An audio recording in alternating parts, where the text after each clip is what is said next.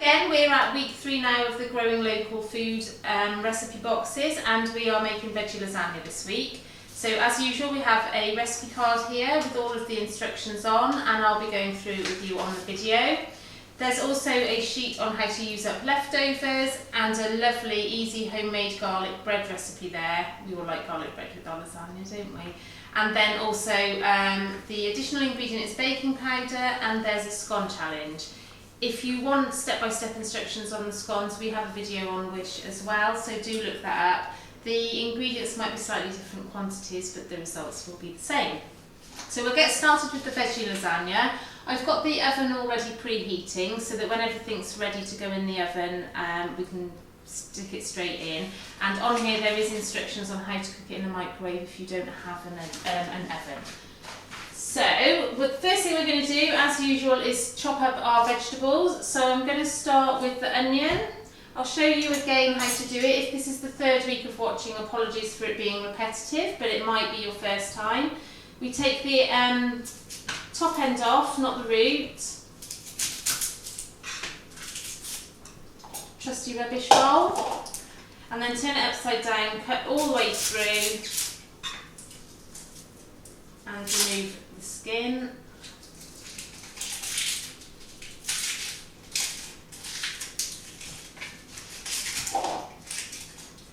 Now, for this veggie lasagna, everything that we're chopping needs to be quite small. So we're going to dice this onion finely.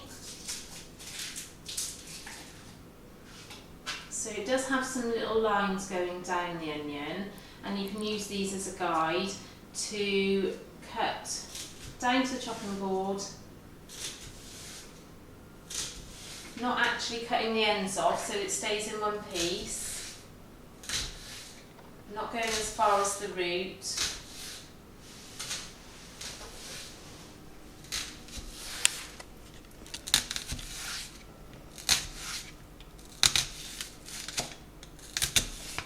Okay, so you can see that it's still all in one piece.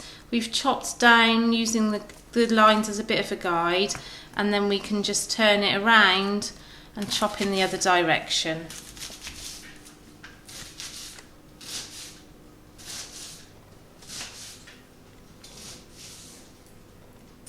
End goes in the rubbish, very nice and neat. If you've got small people helping you, then you can use a fork just to keep fingers out of the way, and that gives you an idea as to how far to cut down as well without hitting the root. So do that again.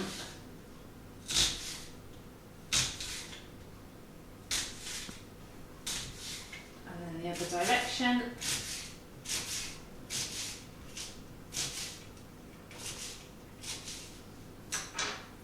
Now this is going to cook in a pan with a little bit of oil. I've already got that in there. So I'm going to put it in there out of the way while we chop the other vegetables. It's not on yet because we need to get our carrots ready. The recipe says 1 carrot. These are quite small, so we're going with 2. Peeling down onto the chopping board.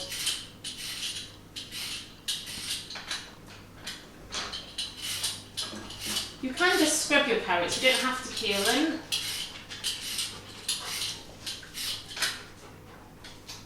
He likes carrots. Apologies, we haven't met him anywhere near. Lie down then. Take the top and the bottom off. And then we want these very finely diced. So what I'm going to do is cut lengthways down the middle. So I've got 2 pieces that I can put flat on the chopping board, which makes them easier and safer to chop.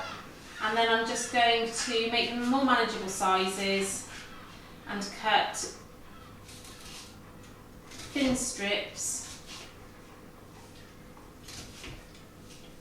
Okay, and then turn them around and go back in the other direction. So we've just got small chunks of carrots.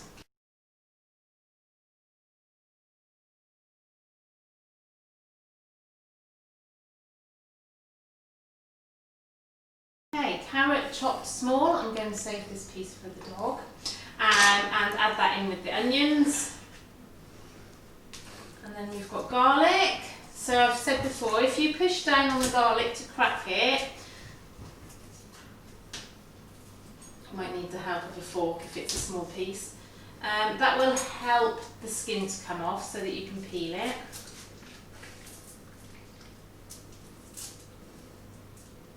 Two pieces of garlic.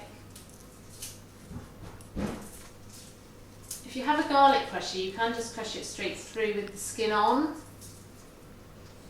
But not everyone has a garlic crusher, and actually they're really hard to clean, so I'm going to chop mine. So carefully, same as we did with the carrots, just on a smaller scale, chopping it finely.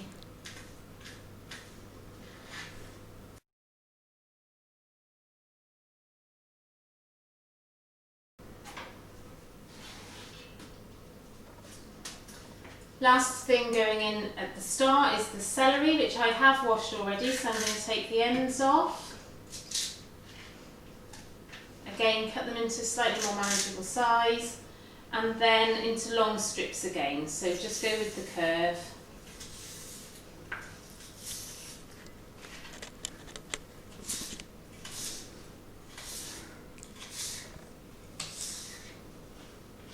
And then take a couple and just chop in the other direction. Moving our fingers back as we go.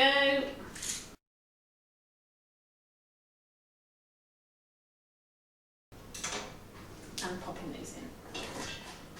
So this is a standard base for lots of things: carrots, onions and celery. It's gone in there with the garlic and some oil, and we're going to turn that on.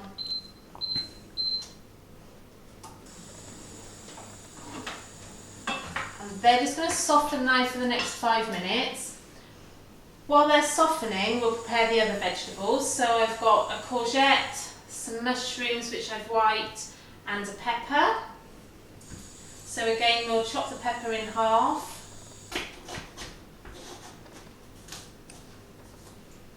Don't worry about going through the stalk, because you can rip it open from there, and then just take out the insides. All of the seeds going in the rubbish.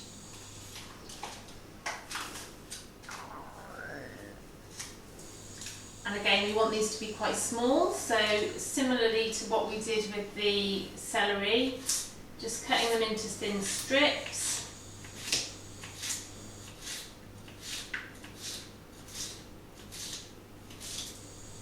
And then back in the other direction.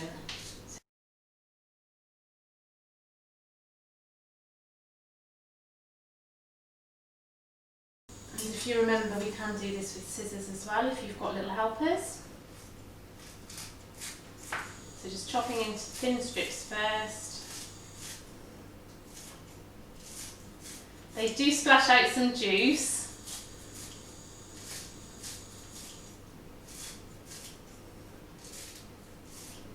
And then in the other direction.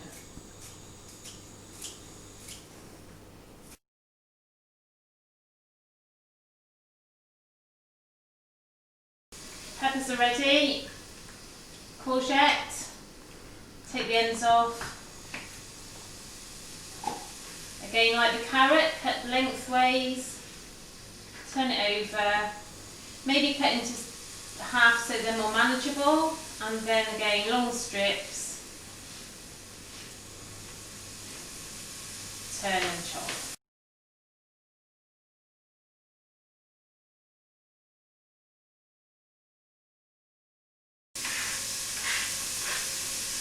Okay, if you're running out of space on the chopping board, just to keep it safe, good idea to pop these into a bowl. They're all going to go in the pan together at the same time.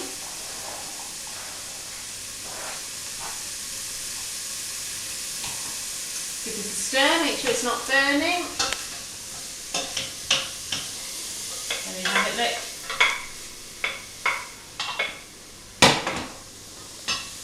And then finally we're just going to chop the mushrooms. So I don't like to waste the stalks, I'm going to cut the whole thing, so in half, lay it down and then roughly chop it. Mushrooms are really soft, so again, if you've got small people helping you, using a table knife is absolutely fine, that chops it through well. Or you could even just rip it, but you'll probably end up with slightly chunkier pieces of mushroom there. Again, they cook down really well anyway, so it's okay to have slightly bigger chunks.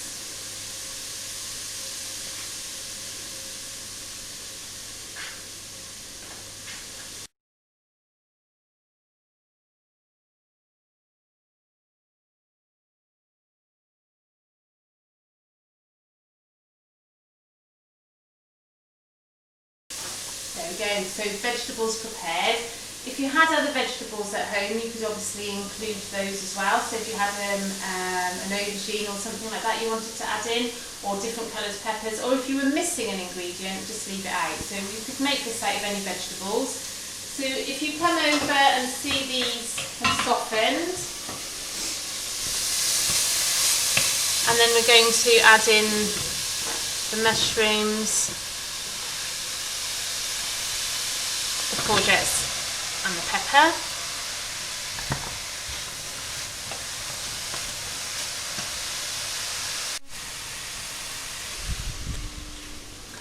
So this vegetables have been cooking down now for about 5 more minutes. We're now going to add the next part. So we want 2 teaspoons of oregano. I'm going to take the lid off so that it's easier. This one, this 2. If you didn't have oregano, you could use just dried herbs, or if you've got fresh herbs in the garden, you could obviously put those in. We're also going to add 1 tablespoon of tomato puree.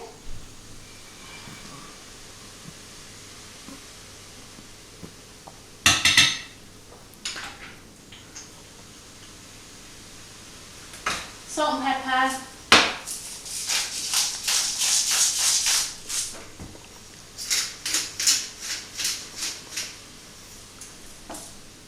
And then 1 tin of chopped tomatoes,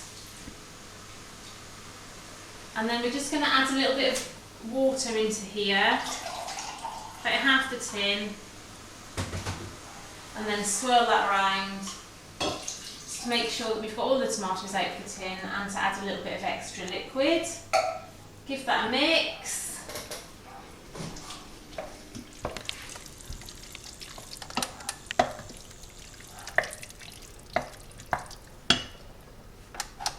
Okay, so that's going to simmer now for about 15 to 20 minutes and cook down lovely.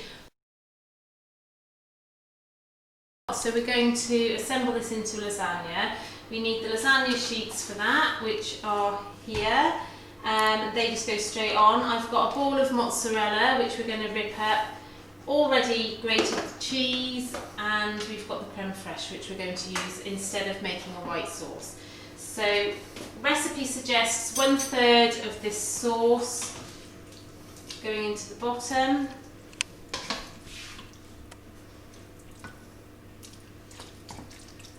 My dish is quite big, so I'm actually going to do half and half. So I'm just going to have the 2 layers for mine.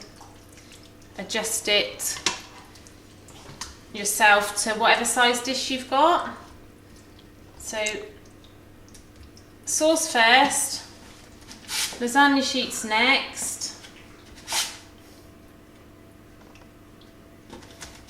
Let's try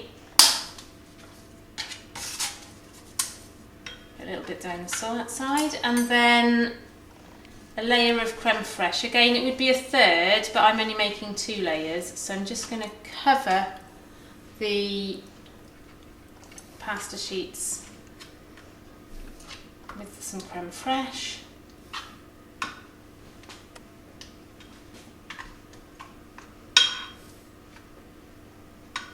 Okay, this is going to cook, so it doesn't matter, and it will soften down into the edges. And then a sprinkling of the cheddar cheese.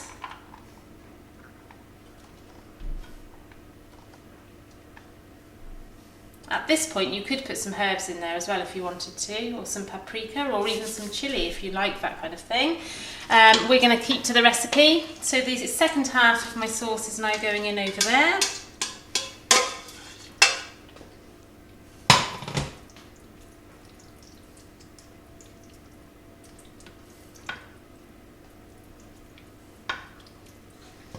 And then the same thing again, I'm going to go the other direction this time. Pasta, pasta,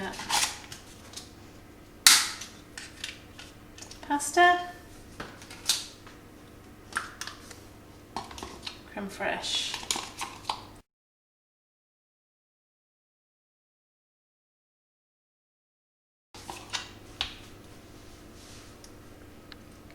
There we go. Final sprinkling of cheddar. And then to finish it off, we are literally going to rip this mozzarella into some small pieces and just dot them around the top.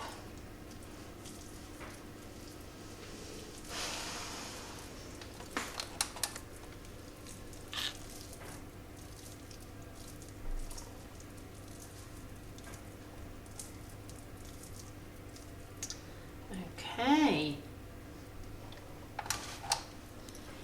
If you didn't have mozzarella, if you were making this again and you didn't have mozzarella, just coating the top with some grated cheese would be enough. And then what we'll do is take this, pop it into the oven